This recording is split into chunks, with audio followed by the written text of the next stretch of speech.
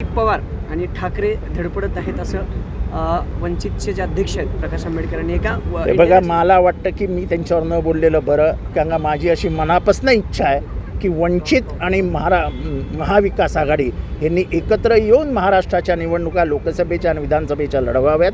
त्याच्यात महाराष्ट्राचं हित.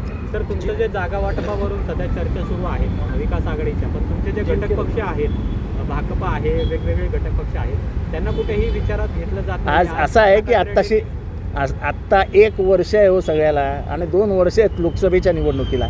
एवढ्यात घाई करून कशाला बोलावं? सर, 8 जानेवारीपासून शेतकरी संपाचा निर्णय घेतला आहे. नाशिकमध्ये जी बैठक झाली, कांदा प्रश्नाचा निर्णय आहे, इतर सगळे भाववाढीचा निर्णय. शेतकरी मरतायत. शेतकऱ्यांचा जर कोणी विचारच करणार असेल तर शेतकऱ्यांनी आपापला निर्णय घेतला तर काय चुकीचं आहे? उद्योग बाहेर चाललेत, पानबुडी उद्योग असेल, टेल्सला कंपनी. महाराष्ट्र विकायला चाललेत गुजरातकडे, ते अख्खा महाराष्ट्र विकतायत ते.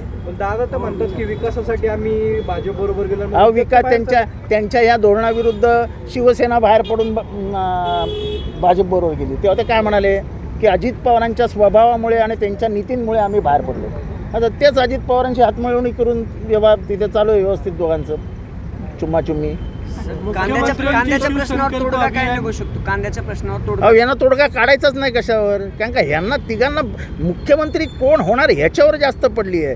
महाराष्ट्राचं काय होणार, खड्ड्यात गेला. नाही, पण त्यांचे प्रवक्ते म्हणतात की अजितदादा, त्यांनी आज तर म्हणलेत की अजितदादांचं नाव घेऊन म्हणले की मुख्यमंत्री बनणार आहेत.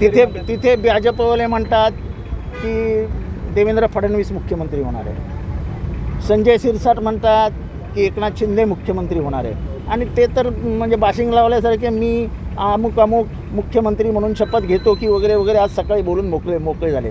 तर तिघांनी आपापसात बसून त्यांचं ठरवावं, आमचं काय घेणं देणं. मिटकरींकडून जास्त टीका केली जाते, त्याने अजून बोलावं. सर, प्रश्न परत रुपाली चाकणकर यांच्यावरचाच आहे. खरं तर आजच्या आधी त्यांनी कधी अशा भाषेत टीका केली नव्हती, परंतु सरळ बारामतीवर अजित पवारांमुळे सुप्रिया सुळे निवडून आल्या आणि इथून पुढे हा महायुतीचाच उमेदवार असेल, खासदार असेल असंही त्या म्हणाल्या. त्यांना काहीतरी स्वप्न पडलं असेल की आपल्याला काय नवीन मिळणार आहे.